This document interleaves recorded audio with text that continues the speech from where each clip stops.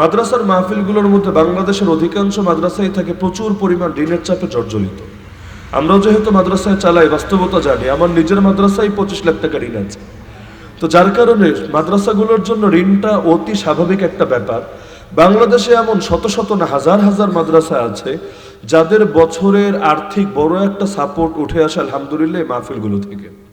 একসময় কোরবানির চামড়া থেকেও এটা উঠে আসতো, তবে কৃত্রিমভাবে সিন্ডিকেট করে এই কোরবানির খাতটাকে পুরো ধসিয়ে দেওয়া হয়েছে। এখন বাস্তবতা হলো কোরবানির কালেকশন থেকে অধিকাংশ মাদ্রাসা মুখ ফিরিয়ে নিতে বাধ্য হয়েছে, কারণ এতে যেই পরিমাণ কষ্ট যাচ্ছে ওর 1000 ভাগের 1 ভাগ প্রফিটও এখান থেকে বের হয়ে আসছে না। কৃত্রিমভাবে চামড়া জিনিসের দাম কমেছে তা না, দাম বহুত বেড়েছে, কিন্তু ইচ্ছাকৃতভাবে শুধুমাত্র মাদ্রাসার ক্ষতি করার জন্য এক শ্রেণীর অসাধু ব্যবসায়ী আর প্রশাসনিক এবং সরকারের সঙ্গে গুরুত্বপূর্ণ কিছু ধান্দাবাজ এবং ইসলাম বিরোধী অপচক্র তারা এটাকে ইচ্ছাকৃতভাবে সাজিয়েছে। তো এখন মাদ্রাসাগুলোর জন্য বড় দুইটা আয়ের সোর্স আছে আমি যতটুকু জানি। একটা হলো রমাদানুল মুবারকে যাকাতের সোর্স। আলহামদুলিল্লাহ মুসলিম সমাজের মধ্যে রমজান মাসেই মানুষ তুলনামূলকভাবে বেশি যাকাত আদায় করে থাকে। আর যাকাত আদায় করার ক্ষেত্রেও বাংলাদেশের বড় একটা সংখ্যক মানুষ তারা এই মাদ্রাসাগুলোতে যাকাত দেয় দুইটা ফায়দাকে সামনে রেখে। এক হলো যাতে করে ইবাদত হয়ে যায়, 2 নম্বর হলো যাতে করে ইলমেরও খেদমত হয়ে যায়। এই টাকার দ্বারা কিছু ছাত্র যাতে হাফেজ হতে পারে, আলেম হতে পারে, যাতে করে পরবর্তীতেও তার জন্য তার মরার পরেও সওয়াবের এক সিলসিলা জারি থাকতে পারে। আর বড় একটাই সে রমজানের পাশাপাশি বড় একটা সোর্স হলো এই মাহফিল।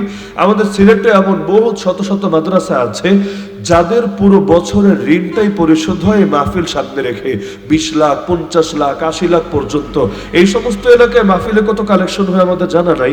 সিলেটে এমন এলাকাও আছে, যেমন গতকালও যেখানে মাহফিল করেছি সেখানে যদি হুজুর কালেকশন শুরু করে 5000 বা 10,000 দিয়ে, কে আছেন হাত তোলেন, 10,000 দিবেন, 20,000 দিবেন, 30,000 দিবেন, ওই হুজুরের দ্বিতীয়বার এলাকায় আর পাও দিতে দিবে না।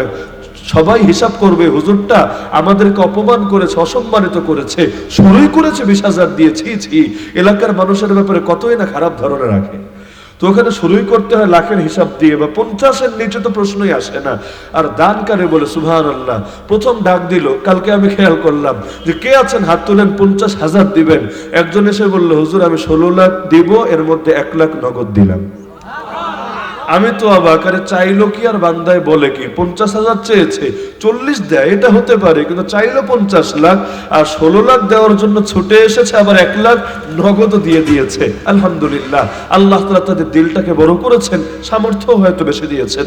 প্রতিটা এলাকার মানুষের সামর্থ্য একরকম হবে না, বিশেষ করে যেখানে ব্যবসায়ী বেশি, প্রবাসী বেশি, ওখানকার মানুষদের আলহামদুলিল্লাহ দ্বীনি খেদমতের ক্ষেত্রে সামর্থ্যও বেশি। তো ব্যক্তিগতভাবে আমি সর্বদা চেষ্টা করি যে মাদ্রাসাকে প্রাধান্য দিতে, যাতে করে মাদ্রাসাগুলোর ফায়দা হয়। আবার ওই মাদ্রাসাগুলোকে প্রাধান্য না দিতে যাদের টাকার ভালো সোর্স আছে, ধরেন ক্যাডেট মাদ্রাসা, প্রত্যেক ছাত্র থেকে টাকা নেয় 20,000, 25,000, 30,000। ওদের তো টাকার অভাবই নাই, উল্টো অ্যাকাউন্টের মধ্যে 1 কোটি 2 কোটি টাকা পড়ে আছে, ওখানে না গেলেও চলবে। কিন্তু সেই সমস্ত মসজিদ যেগুলো অবহেলিত, ওই সমস্ত মাদ্রাসা যারা ঋণের চাপে জর্জরিত, এখানে আমরা যদি যাই আলহামদুলিল্লাহ 2 ফায়দাই হচ্ছে।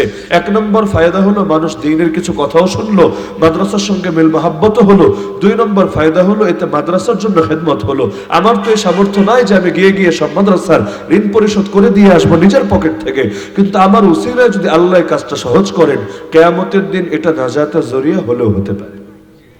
তো মূলত এই দৃষ্টিকোণ থেকে এখানে আসা, না হলে এত কাছাকাছি মাহফিল দেওয়া এটা আসলে নীতির সাথে যায় না, বা এটা খুব বেশি উচিত না।